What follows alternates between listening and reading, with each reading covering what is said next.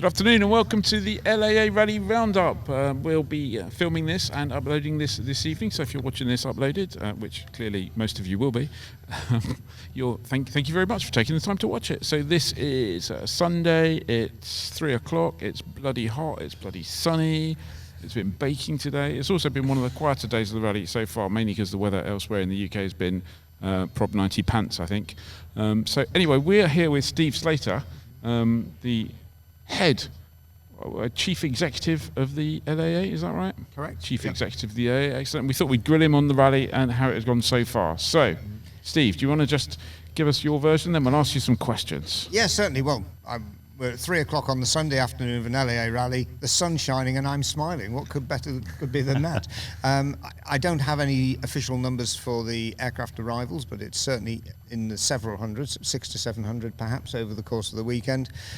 We've had probably the best part of 3,000 people attend the event by road and through the spectator gates.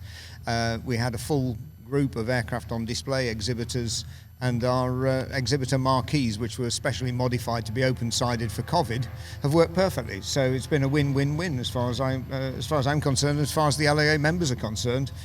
Just dead keen to get back together after a year of COVID isolation. I have to say, I haven't found anyone with a bad word for the rally this year. It's all been absolutely superbly positive. Everyone's had a really good time. Certainly Friday and Saturday were heaving. Talking to the traders, they were non-stop. So it was all pretty positive, I have to say. Well done. Congratulations. Yeah, well done. Well, thank you. And it's a team effort, obviously. A big credit have to go to two people, I think, in particular. And it's hard to actually, mark down one or two. But Paul Fraser-Bennison, who working with Chris Thompson, put together a volunteer air traffic control air-to-ground radio system because Sywell couldn't get back from COVID fast enough. They have done a fantastic job, and I think everybody would agree that it's been pretty well seamless, the transition to that air-to-ground radio, and they've handled all those movements so perfectly. And a chap called Errol Smith, who's been the rally director this year. It's his first year as rally director. What a year to start. And he's done a brilliant job. I don't think he's ever stopped smiling. That was 3 people.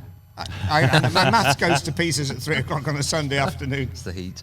but it's okay, and I know all the 3 of the people you're talking about, and I echo that. They've done a fantastic job, and certainly there was an awful. It may well have looked serene in the last few months, but I think there was probably quite a lot of paddling under the surface to get to where we are now. Yes, it has. There's been a lot of hard work. Bear in mind, 6 weeks out from this event, we hadn't had a firm go or no go. We're getting heckled by the British Microlight Association. There's the start of a new relationship with their new chief executive. we will name check him. Rob Hughes, behave. Rob Hughes, BMA. No, I've got to say, the spirit of cooperation corner has started already. On Friday night, we had a very successful hog roast, and Rob joined me behind the till, helping take money for the hog roast so that we could expedite people through. So, Rob, thank you. Great. Talking of expediting people through, there were some fair old queues, weren't there? There was queues getting in. It was quite impressive. Massive queues on Friday morning, and it's got to be said, I think Sywell had a challenge with that. The principal reason, though, was we had a storm surge, literally. From 8:30 in the morning, the gates don't even open till 9:30. We had nearly 1,000 people queuing. Wow. It was just crazy. Wow. It was impressive, and we've just been joined by the world famous Paul Dewhurst as well. Hello, Paul. Actually, talking of Paul and talking of some of the other manufacturers and distributors, one of the great things, of course, has been the launch of 600 kg. Paul's aeroplanes have all got 600 kg stickers on them, so that's the start of a new era for flying as well. Bloody heavy stickers. Sorry? Bloody heavy stickers. But yeah, no. That, I have to say, that 600 kg thing, we spoke about it a bit in our pop-up video that we did a little while ago. I think that's a fantastically exciting and holds a huge amount of promise for general aviation. And really excited to see that. There's been a lot of chatter about that all weekend, hasn't there, really? So. Yeah. So let's just have a quick run through, see what was our favourite part of the rally then? Ed? I thought maybe you put Steve on the spot first, no, not me. Favourite part of the rally? I think it's just seeing people being back, lots of aeroplanes. There's like 2 years of home-built stuff that we haven't seen that's all come along, and there's been a real sea of very high-quality, superbly turned-out home-builts. So yeah. Johnny? I think for me, seeing the Slate boys walking across to fuel the airplanes up with the tail wheels on the shoulders, and that's the spirit of for me, the LAA. It's young people buying affordable airplanes and doing some really fun flying. Steve? I think one of the best ones was when we have a very buttoned-down Secretary of State for Transport who arrives here. Okay, he flies in his own aircraft. He is an enthusiast. And all his ministerial minders are trying to chivvy him along. And he says, no, I'm done for the day now. You go home. I'm going to stay and enjoy myself. It has to be good. Yeah, no, that was good. He was relaxed and upbeat. Yeah. Yep.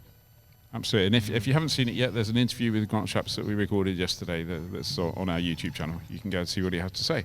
Yeah. Ian, what was your favourite thing? I was going to go for the Taylor monoplanes, but Johnny got there first. So I was hoping. No, my thing was really just seeing the number of aircraft out there, and the number of people here, the real kind of bursting atmosphere it was. It was so great to be back, and no, just absolutely brilliant. Loved it. So there you go. Anyone out there want to suggest their favourite part of the rally? Favourite bits of the rally, people. Rob Hughes. Rob Hughes says Rob his Hughes. ice cream yesterday lunchtime. It looked Anyone good. else?